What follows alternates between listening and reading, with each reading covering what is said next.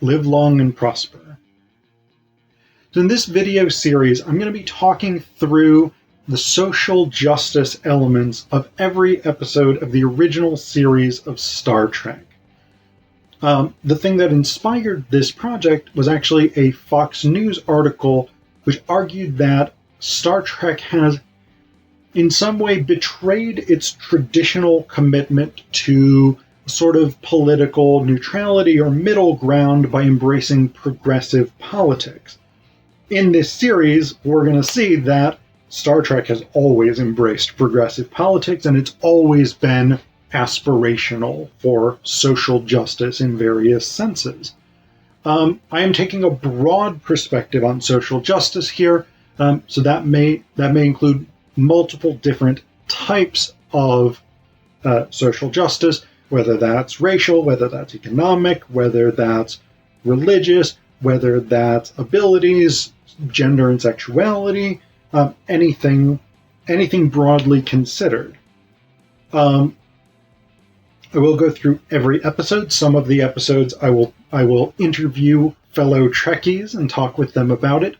And then below, in the descriptions, I will give you additional information about the episodes, particularly their original air date, who wrote the screenplay, and who directed that episode. I also want to dedicate this series to my dad, Michael Allen Zapkin. He was an OG Trekkie from back in the day, and it was watching the original series with him that I came to love Star Trek. In this video, we're going to talk about the episode The Alternative Factor.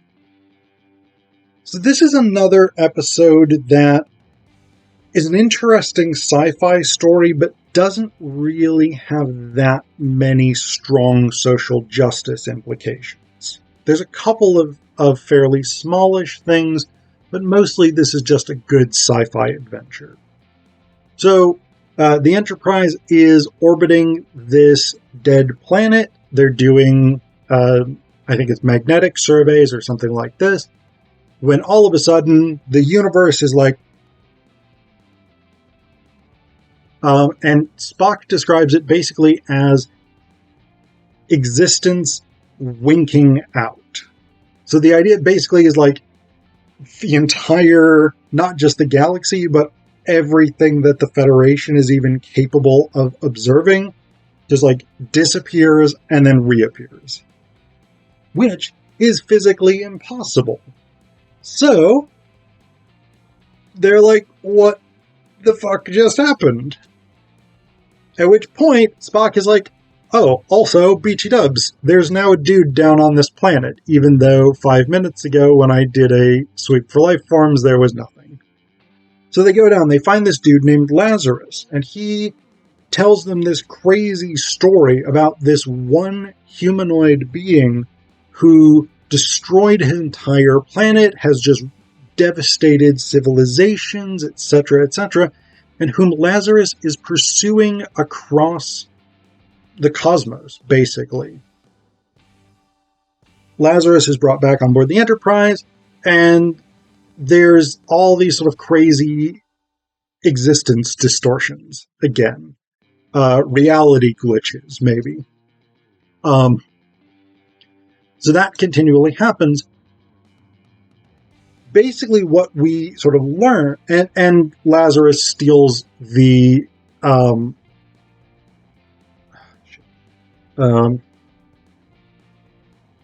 dilithium crystals. I forgot the name of dilithium crystals for a second there. Lazarus steals some of the dilithium crystals from the ship, which is the thing that powers the ship. You can't have the Enterprise without dilithium crystals, as we sort of learned in Mudd's Women, for instance.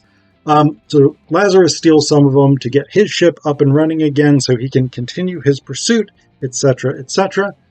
And basically, Kirk has to like follow him and get these crystals back. What we learn is that somehow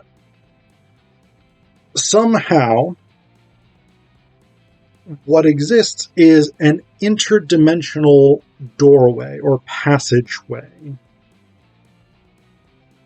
between our universe, or the universe of Star Trek more accurately, and a parallel anti-universe.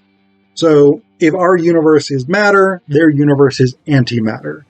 And the problem with matter and antimatter is when you stick them together, they destroy stuff.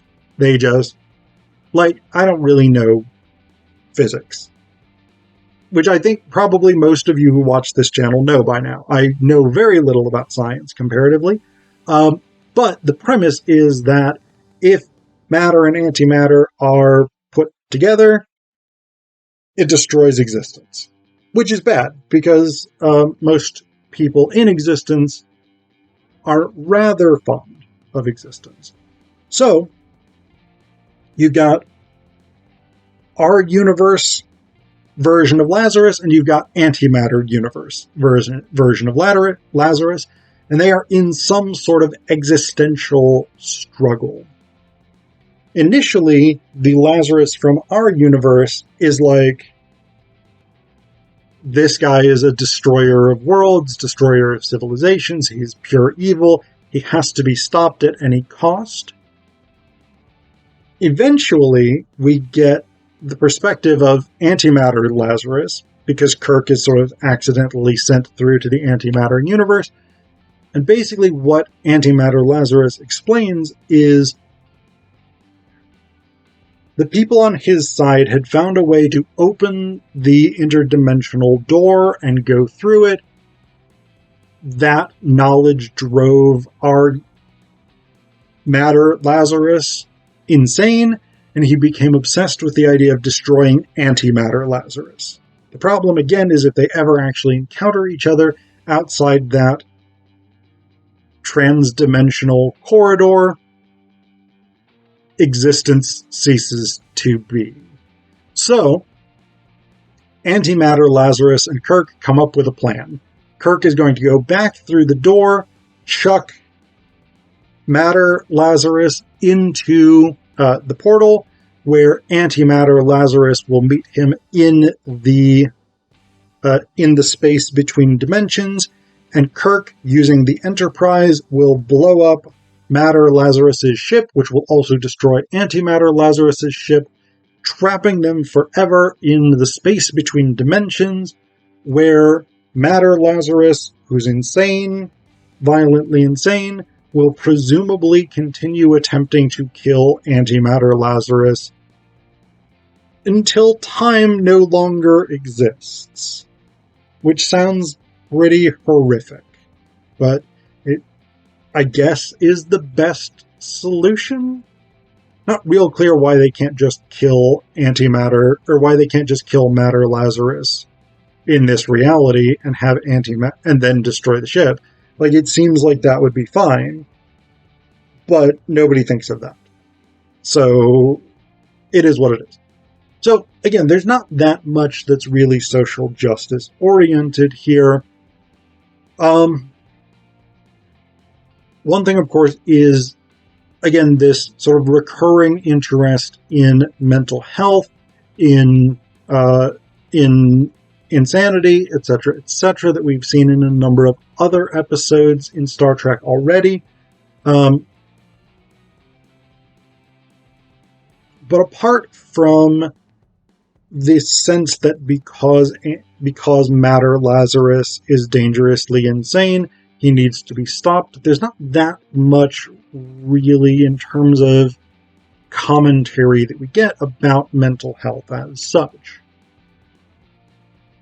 For a while, there is an implication that this is a kind of Jekyll and Hyde story where we have one version of Lazarus who is possibly insane, but who wants to protect the universe, and then another version of Lazarus who is criminally insane and wants to destroy the universe. But of course, when we find out it's two different dimensions, that Jekyll and Hyde comparison really falls apart.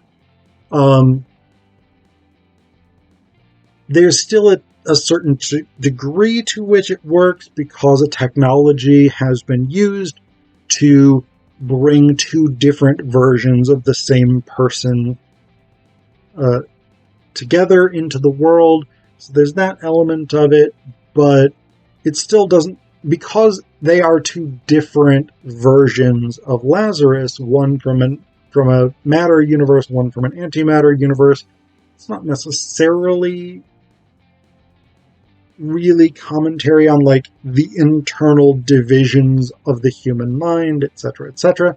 So, again, I think it's a kind of interesting episode. They use a lot of what were, I'm sure, in 1967, very cool special effects, mostly photo negative, and a sort of like weirdly rotating camera when they're in the hallway between galaxies or between dimensions. But there's not really that much here from a social justice perspective.